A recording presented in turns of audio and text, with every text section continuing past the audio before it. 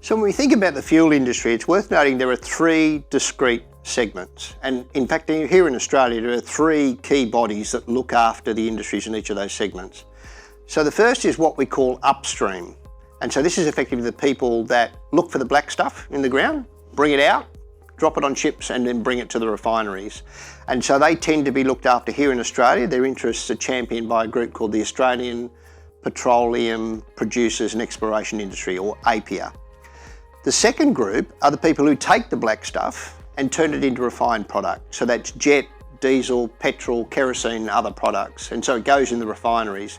And here in this country now we have 2 refineries that are left, 2 of 7 that we had in the mid-1990s.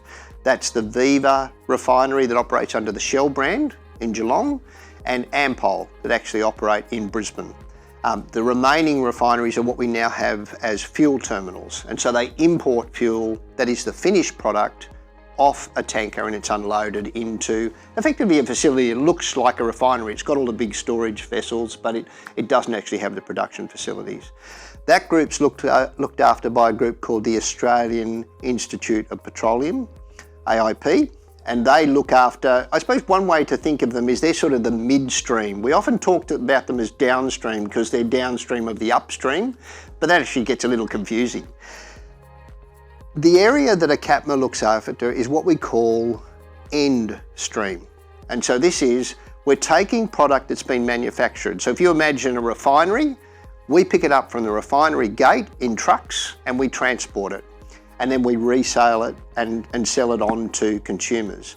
So that last part of the industry really has 3 key players. So the first are the distributors, the people who actually pick up the fuel from the refinery and distribute it onto other players. They'll often take it to service stations, or they may take it to agricultural enterprises, mining enterprises, heavy transport enterprises, railheads, a whole range of things that are sort of not the typical service station culture. In that space, we have some who all they do is they've got a truck and they just move fuel. We have others who have interests in the wholesale space, and others still who have interest in both the wholesale and the resale space. So it gets a little difficult when you start to talk about a wholesaler, because often some of those wholesalers resell. So they buy wholesale and then they resell to retail. The other element that we actually have, which is very dominant, which is the most conspicuous element of our industry, are obviously the service stations. 7,080 service stations at last count. Now I'm excluding service stations that have a Bowser at a dealership or your caravan park or a general store, but they're typically service stations that predominantly work in the fuel business. So 7,080 operated by about 2,600 businesses at last report. That's the structure of the industry, the 3 chains. Upstream, look for the black stuff, bring it out of the ground. Midstream, turn the black stuff into fuel. And end stream, transport, wholesale and retail the product to consumers and to heavy enterprise.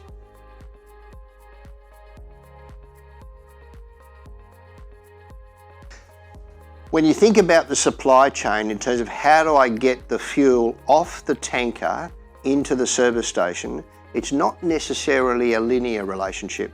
So if you land in Sydney, you come at the airport, you see 2 big terminals. One's the Ampol terminal, which is on the left-hand side as you're flying to the airport, and the other is what we call Vopak. So it's a facility that just operates storage, and we have multiple market participants that lease space to store their product. Now, typically what will happen to service that metropolitan area, often I will have trucks that will come in and just pick up and directly go to service stations, but that's not the norm. In the vast majority of cases, tankers are coming in, they're filling up at those terminals and then transporting to depots and small inland terminals. And that's a large part of ACAPMA's membership as well. These are the people that hold the fuel there. Country people will refer to them as depots. They've been around for a long time, where you see a silo that's actually there and the trucks are actually coming in, they're directly filling that up. Sometimes you can purchase fuel at that point, but typically from there, they're then distributing fuel to their own service stations, as well as other service stations for which they have a haul contract. And that's what we know as a distributor. Some might call them a wholesaler. And this is where our industry gets a little confused at times, where people are looking at it. But from our perspective, a distributor buys the fuel wholesale and distributes. A wholesaler is a person that takes the fuel and then on-sells that either to a retail outlet or a commercial or mining or industrial or transport enterprise.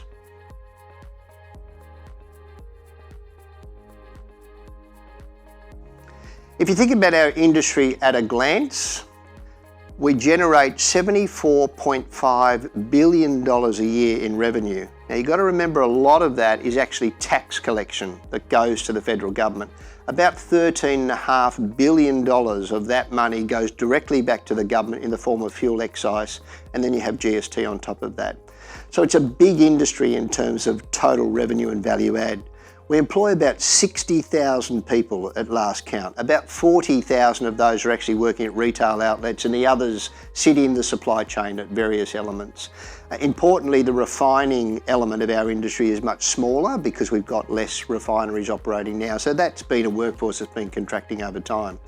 So 60,000 people operating in that space, 7,080 service stations. And as I've indicated before, they're not your pump sitting at a caravan park or a general store. We're talking about businesses that are generally set up with a forecourt and with a shop. And then within that context, that entire industry is serviced by a group that actually look after the assets of the industry, what we call our petroleum contractors, who are specialised providers that maintain those assets and ensure that our assets are managed in a way where we have good stewardship of the environmental risk and the safety risk for consumers. But we also have equipment suppliers that give us all the equipment that's actually needed. So when you think about it, it's an industry where directly 74 billion, 60,000 people employed, $13 billion of which is going directly to the government in terms of tax contribution. And then we have ancillary industries in terms of contractors and equipment suppliers that are supporting us in delivering fuel to the country.